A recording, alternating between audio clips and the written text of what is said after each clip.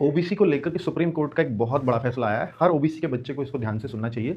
OBC में 2 चीज़ें होती हैं, एक क्रीमी लेयर और एक नॉन क्रीमी लेयर। जो क्रीमी लेयर होता है बच्चों, उसको जनरल की तरह ट्रीट किया जाता है, अर्थात उसको ओबीसी का कोई फ़ायदा नहीं मिलता। और जो नॉन क्रीमी लेयर होता है, उसको ओबीसी के ऐज में भी छूट मिलती है और ओबीसी का जो और बेनिफिट कट ऑफ वगैरह में होते होंगे, वो सब भी मिलते हैं।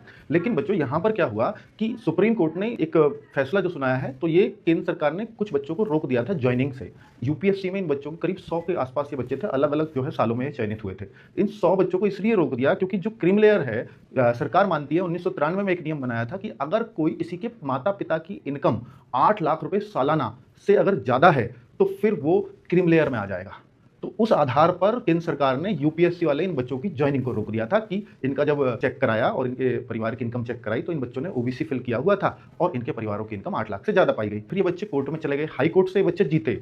फिर ये कल सुप्रीम कोर्ट में फिर से जीत गए हैं। सुप्रीम कोर्ट ने ये माना है कि केवल और केवल परिवार की इनकम से यह तय नहीं किया जा सकता कि कोई बच्चा ओबीसी की क्रीमी लेयर में रहेगा या नहीं रहेगा, क्योंकि जो उसका पद है वो भी बहुत मायने रखता है। अब आप सोचिए ना कि एक अधिकारी जो क्लास 1 ऑफिसर है, आईएएस, आईपीएस, अगर वो 1 महीने के 1.5 लाख रुपए कमा रहा है, वहीं एक प्राइवेट संस्थान में कर्मचारी 1 महीने के 1.5 लाख रुपए कमा रहा है, तो दोनों बराबर नहीं हो सकते। दोनों की सामाजिक प्रतिष्ठा बराबर नहीं हो सकती। तो उस तरह से सुप्रीम कोर्ट ने इस डिसीजन को मानते हुए ये फैसला दिया है कि केवल और केवल परिवार की वार्षिक आय पर ओबीसी के क्रीमी लेयर और नॉन क्रीमी लेयर का डिसीजन नहीं हो सकता, अर्थात इन 100 बच्चों को नॉन क्रीमी लेयर माना जाए। तो उस तरह से इन बच्चों को काफ़ी राहत मिली और ये केस ओबीसी को और थोड़ा स्पष्ट करते हुए सामने आया है। Thank you.